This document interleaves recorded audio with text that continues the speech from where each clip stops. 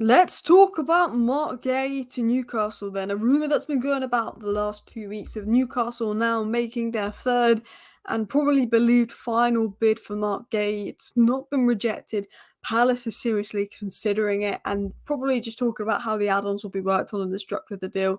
It looks like Newcastle are going to get Marc Guehi, and this is a very good signing. He's recently just turned 24 years of age. He can play left centre-back, he can play right centre-back. He's incredibly two-footed. I'm assuming he's going to play right centre-back because Shah is ageing, and I think long-term partners is Sven Botman. I think Shah had the better season than Botman last year because of Botman's injuries and stuff, and I thought Shah was brilliant last year for Newcastle, probably one of the most underrated players in the league last season. But he is getting on, and Newcastle need to think long-term replacement. Livramento coming in for Trippier when Trippier had a really good season. Last season, he had a good first half of the season, but dropped off second half of the season. But the season before, Trippier was unbelievable. Livramento is the long-term Trippier replacement. Lewis Hall's coming through in the left-back position. Sven Botman, Marc Guehi. You look at, Newcastle's future back line, and that stays fit. That's a very, very good back line. It's going to get better and better and better. It really reminds me of when Arteta sort of had his third season at Arsenal, when they were building this young core, and that's when they really started to get going and Arsenal to establish themselves. And obviously they've had 2 second-place finishes since.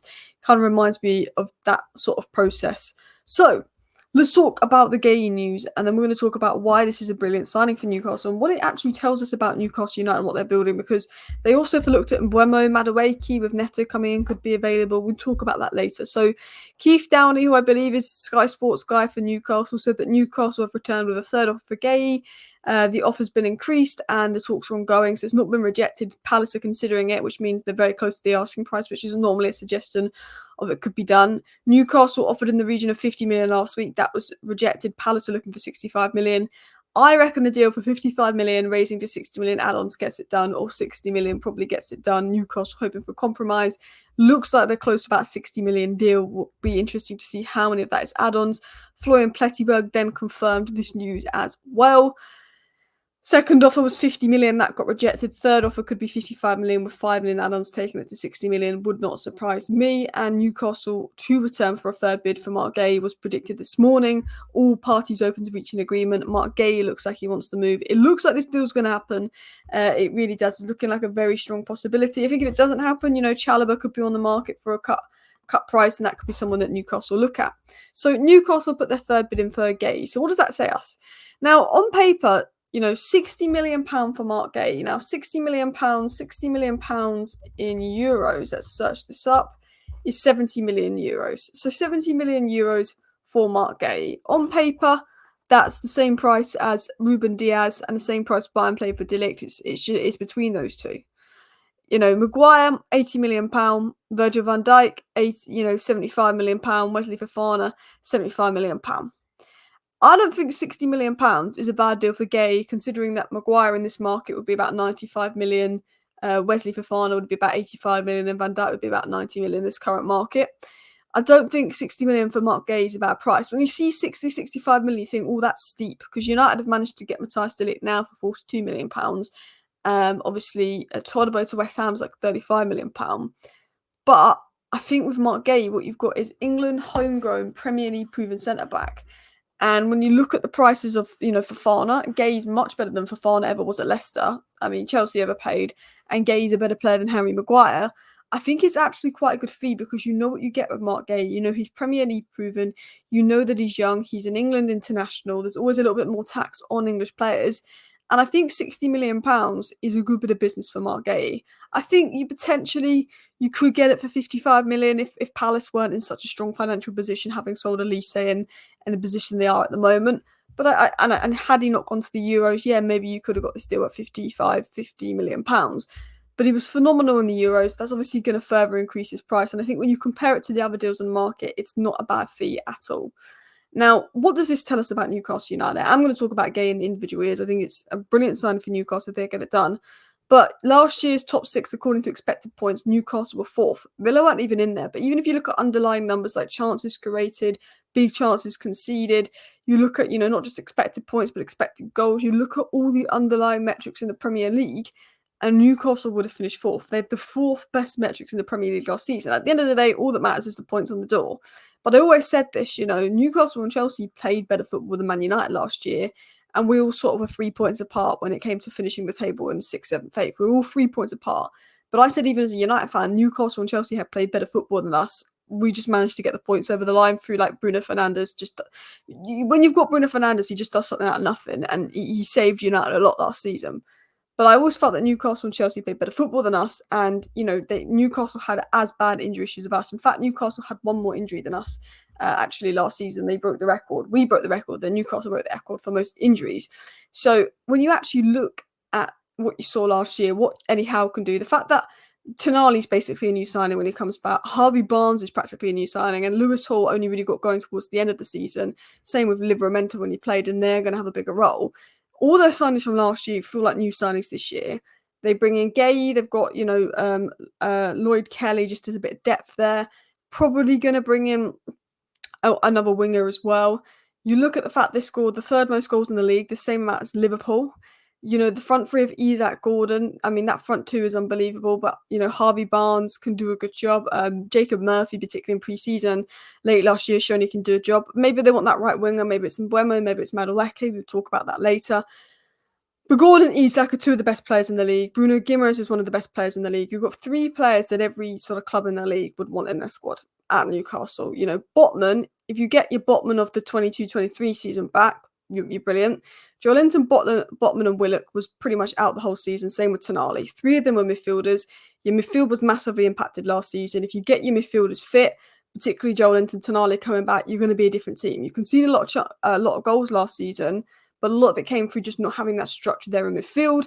Botman was obviously a big miss at times. But you had so many players in your midfield and defence missing that you went from having one of the best records in 22-23 defensively, which got you in the top four, to then having one of the worst, but then having one of the best goal-scoring records because Isak and Gordon came alight last season. So you've got the attacking quality when fit. You've got defensive quality when fit. And Guehi's going to come in and add to that. So I actually think Newcastle have got one of the best teams and squads in the league. And if they add Guehi and a right winger, I think Newcastle United can easily get back in Europe, particularly because they're not going to be in Europe this season. So they're not going to have to worry about having those extra games. I think they've got capabilities under Eddie Howe because I think he's a very good manager, and I can't believe people wanted him sat last year after all the injuries that you guys had. Very capable of getting top four. I think you very much are. So let's look at Guehi. Let's look at him. Let's look at what we need to know. So this is players aged 25 or under in the Premier League. So this is centre-backs aged 25 or under in the Premier League. And this is accurate, short, medium, and passes. So this is just passes of the ball. How accurate is their passing actually on the ball versus duels won? Now, you look at Tosin Adebayo, who went to Chelsea that you were linked to, much further below Guehi. Levi Colwill below Guehi for, metrics like passing, but defensive duels a little bit higher. Kanate up there for the duels, but up there for the passing, but not so much for the duels. You look at sort of the centre-backs there, and you can see that Guehi is in that sort of cycle with Saliba and Konsa. Guehi's also doing this at Crystal Palace where, what your defensive metrics and stats look like can depend on your club. You can see Botman, you can see Guehi, you can see he's in that Konsa, Saliba, right centre-back kind of cycle there of being players that are very good off the ball in terms of winning their duels, in terms of covering up defensively because they're fast, they're physical, but also they're quite comfortable on the ball. Now, when you think of ball-playing centre-backs, you think John Stone's unbelievable on the ball, Lissandro Martin's unbelievable on the ball, and Fabian Schär's one of the best passers on the ball. And Marc Guehi isn't to that level on the ball, but all of those three players I've named, he's a lot better than off the ball. He's probably most similar to Saliba, Van Dijk, Konsa in terms of who he is as a player. And considering Saliba and Van Dijk are probably considered the two best centre-backs in the Premier League, take that as a compliment because he's quite known for being a monster off the ball. Now, if you look at him compared to other Premier Leagues aged 25 or under in the Premier League, he ranks second for offensive duels, first for fouls suffered, which kind of irrelevant stats. But you look at accurate long passes, fourth, dribbles fourth. He's a very good ball carrier from out the back. You look at other statistics like long passes, fifth, dribbles fourth, progressive passes fifth, accurate passes into penalty area fifth, crosses fifth, defensive duels won sixth, attacking actions sixth, assists sixth, passes into final third seventh. All doing this at a Crystal Palace team where he's not going to have as much time on the ball as other players. Very good metrics. And I think Guehi and Botman in a long-term centre-back partnership will be one of the best in the league. That could be your version of Gabriel and Saliba. Do you know what I'm saying? Young players, same age, Obviously, Guehi and Botman have had injury issues last season, but you know you've got a baller in Guehi. He was brilliant at the Euros. You know what Botman showed in the 22-23 season when you went on that run to fourth. Botman was arguably player of the season. You know you've got two absolutely elite players there. And this is what I wrote about Marc Guehi, actually. As an out-and-out defender, especially off the ball, few are better than Marc Guehi. He possesses a strong physical frame, allowing him to dominate both ground and aerial duels. Guehi plays with power, capable of defending large spaces, covering the channels, and carrying the ball out from the back when needed. His long legs enable him to make crucial tackles and carry the ball with ease. Aerially, he's exceptional, and his presence will elevate Newcastle's threat from set pieces. I mean, he will help Newcastle not just score from set pieces, but also defend them. His brilliant anticipation allows him to get low and let attackers run at him. He uses his body effectively to make it nearly impossible for opponents to get past. This approach disrupts attackers and focuses them to make late decisions. Guehi is fearless, putting his body on the line to stop passes, block shots, and make key tackles when necessary. And this is where I compare elements of his game to Van Dijk and Saliba, which is a very good comparison to make because he has that low centre of gravity where when players run at him, he's not running right in for the tackle. He's almost getting down and he's going with the defender. He's getting back, and it forces the defender to make the decision late because Guehi knows he can beat the defenders for pace.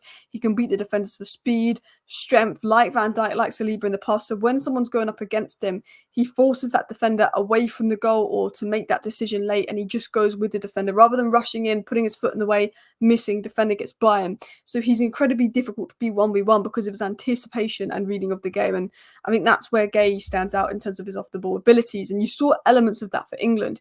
47 passes completed in the Denmark game when England were bad, 100% tackles won, 3 clearances, 1 block shot, 2 interceptions, 3 ball recoveries. He was brilliant, and he was playing next to John Stones, and let's be honest, John Stones was pretty average. In fact, I don't think John Stones had a very good tournament for England. Marc Guehi and John Stones played almost every game together bar the one when he was suspended, and Marc Guehi was the better centre-back in that game comfortably. The two standout games for me was the Slovenia game where England were really poor, but Marc Guehi was retaining the possession, progressing the ball well, showing that he's got decent on-the-ball abilities. He's not as good as John Stones on the ball, but he was doing a good job on the ball. He showed that he can step up when others aren't performing. But for me, that Slovakia game, he got the assist for the Bellingham bicycle kick. He was man of the match that whole game because he was reading the game well. He was so dominant in duels. He won everything. He was defending the channels. He was so secure and composed at the back for England, who just didn't look very composed going forward. And I think because of that, he's a very good signing. But if you cannot get Guehi, I would look at Chalobah for 25 million. I think that would be a good bit of business. But I think Marc Guehi would be a massive signing for Newcastle. If they brought him in and then maybe could get Madueke or Mbeumo or somebody else, I think they would look very good next season. And I would predict them to get top 4 if they stay fit, because I think all their signings from last season probably going to have better seasons this year. Tonali's coming back. Guehi's coming in. They stay fit. They're not in Europe. They don't have so many games. Newcastle got the quality for top 4. They've got the best underlying numbers out of all the teams that didn't finish in the top 4. They should have finished in the top 4 in terms of underlying numbers. They've got it there, and Eddie Howe's a good coach. And I think Guehi would be an unbelievable signing.